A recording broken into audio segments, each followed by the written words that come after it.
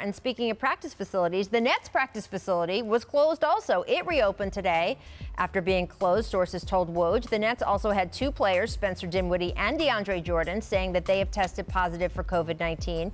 Now, Jordan has already said that testing positive, that's enough for him. He is opting out of Orlando, while Dinwiddie tweeted that he wants to play, but he is going to have to wait and make a decision after he sees how he recovers, because he said he has had some symptoms. Either way, the loss of DJ, one more hit for Brooklyn, which is already without KD, and Kyrie due to injury, Wilson Chandler, who opted out for family reasons.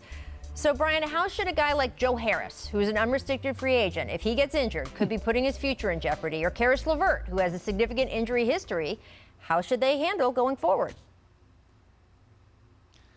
Well, I guess if they're going to look at it from a basketball standpoint, and I guess, please excuse me, we'll talk about basketball.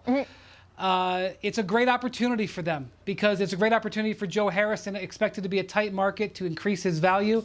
And if you're the Nets, it's a great opportunity for Caris LeVert and Jarrett Allen to step forward here. And looking on a macro scale, I mean, Kyrie Irving kind of let the cat out of the bag a few months ago when he hinted that the team needs to make a major trade. And when you talk to executives around the league, they think that if they wanted to upgrade from Durant and Kyrie to add a third big-time star, that it would take LeVert and Allen to do so. And so now they have a carpet rolled out for them.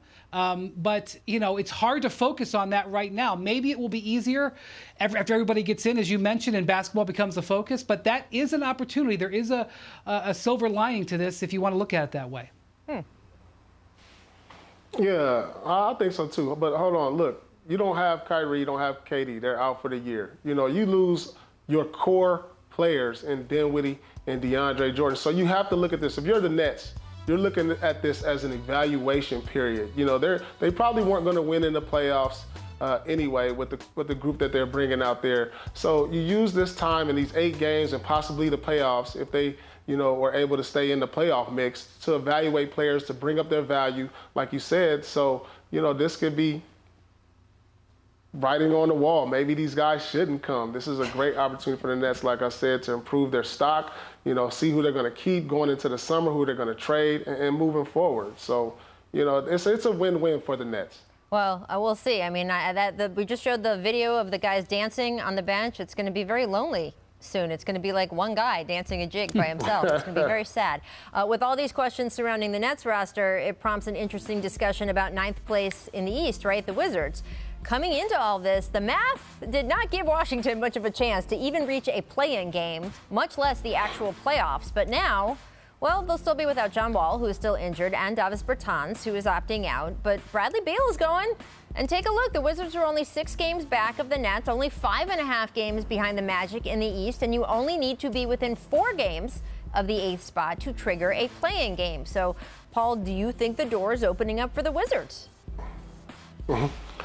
I don't think so. I mean, barring the circumstances, like you said, no John Wall, no Bertans. The Wizards are climbing Mount Everest. You know, I mean, like they're in an evaluation period themselves. You know, Bradley Beal, he's going to go out there and put up big numbers, but to be 6 games out, and I know they have to be within 4, only 8 games to play. Like I said, I think they're climbing Mount Everest. It's an evaluation period. I think they're out. Man, crushing the Wizards' hopes and dreams, Not Brian. so fast, my friend. Thank you. Not so fast. I think the Wizards got a shot here. And because they only have to get to 4 games back, and we're going to find out pretty quick. Right out of the gate, these two teams play each other the second game.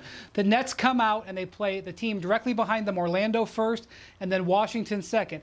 If they split those games, or they win them both, I think, okay, Bradley Beal can start looking at maybe taking some time off. But if they lose those games and the Wizards come in and beat the Nets and maybe get, you know, in their head that they could beat them in a play-in series, I think it gets interesting. And I also think once these guys get to this bubble, it's going to go one of 2 ways. They're either going to get invested in this or they're not. And if the Wizards can get invested in this, they're going to focus on it and they're going to get going. And that is my expectation.